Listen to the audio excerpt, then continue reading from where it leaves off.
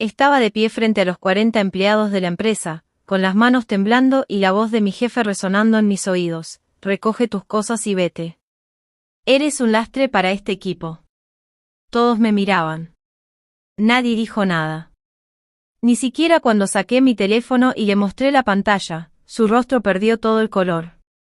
En realidad, Richard, Antes de contarte cómo desmantelé sistemáticamente su pequeño imperio de oficina, dime desde dónde estás viendo esto en los comentarios de abajo.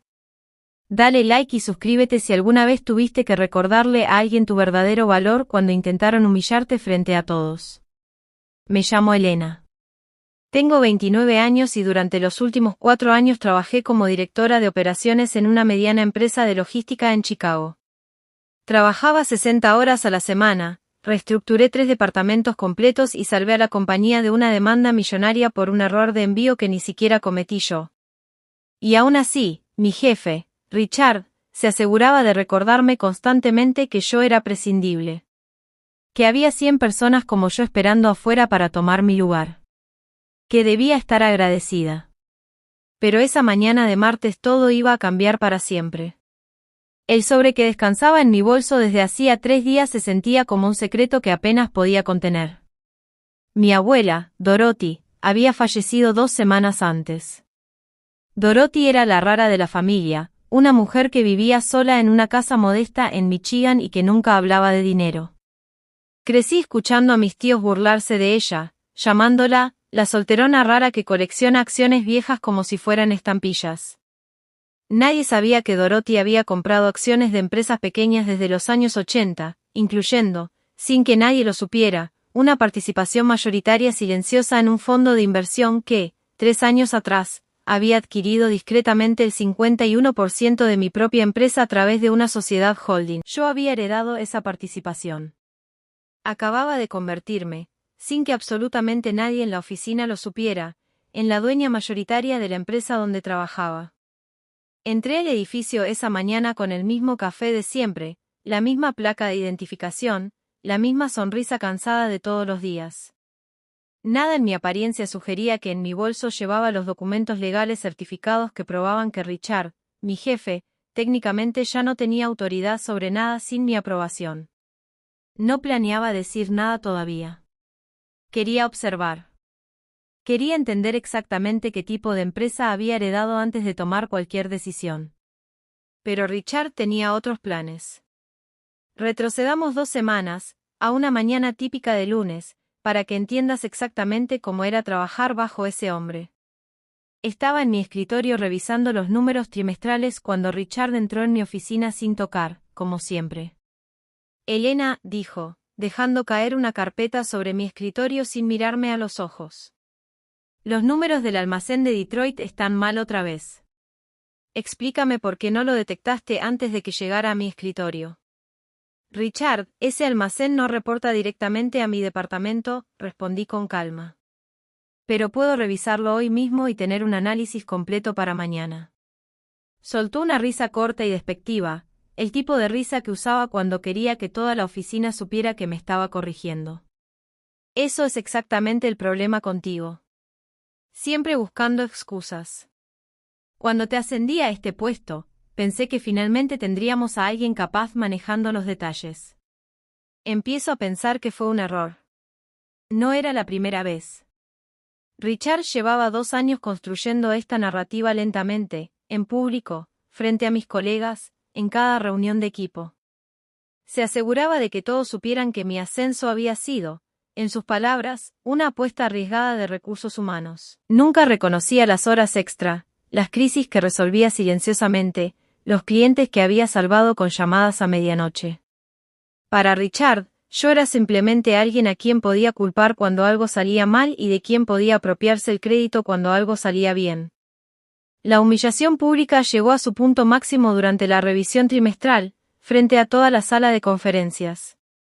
Richard estaba presentando los resultados del año a los directores regionales, todos hombres mayores con trajes caros que volaban desde Nueva York 2 veces al año para revisar los números. Y aquí, dijo Richard, señalando una diapositiva con una caída del 3% en el margen del segundo trimestre, es donde el departamento de Elena nos falló completamente. Me quedé congelada. Ese margen había caído porque Richard había aprobado personalmente un contrato con un proveedor más barato en contra de mi recomendación explícita por correo electrónico, documentado y con fecha. Levanté la mano para corregirlo, pero él continuó hablando, proyectando su voz por toda la sala. Honestamente, llevo meses considerando si necesitamos una reestructuración en ese departamento. Algunas personas simplemente no están a la altura del crecimiento que estamos buscando. Los directores regionales asintieron, tomando notas, sin cuestionar nada. Nadie en esa sala sabía que la mujer sentada al final de la mesa, la que Richard acababa de humillar frente a sus jefes, tenía en su bolso los papeles que la convertían, legalmente, en la persona que finalmente decidiría el futuro de todos ellos. No dije nada esa tarde. Fui a casa, serví un vaso de vino y llamé a mi abogada, una mujer llamada Patricia Kwan que había manejado el patrimonio de mi abuela. Necesitaba entender exactamente qué tenía en mis manos antes de hacer cualquier movimiento. Elena, me dijo Patricia por teléfono, tu abuela no solo poseía acciones. A través del fondo Ashworth Capital, controla, y ahora tú controlas, el 51% de las acciones con derecho a voto de tu empresa. Legalmente, puedes convocar una reunión de la junta directiva y reemplazar a cualquier ejecutivo en cuestión de días. Le pedí a Patricia que mantuviera todo completamente confidencial. No quería actuar por rabia. Quería que Richard cavara su propia tumba, tal como lo había hecho durante años sin darse cuenta de con quién estaba hablando. Pasaron 2 semanas de actuación perfecta. Sonreía en las reuniones. Aceptaba las correcciones injustas. Dejaba que Richard se creyera invencible mientras Patricia y yo revisábamos, en silencio, cada contrato irregular que había firmado, cada gasto de la empresa que había desviado hacia proveedores conectados con su cuñado, cada decisión que había tomado saltándose los protocolos internos para beneficiar a sus amigos. Encontramos suficiente para hundirlo 10 veces. El martes de la reunión general de la empresa, Richard decidió, sin que nadie se lo pidiera, hacer un ejemplo público de mí frente a los 40 empleados reunidos en el auditorio para la actualización trimestral. Terminó su presentación, me miró directamente y dijo las palabras que abren esta historia.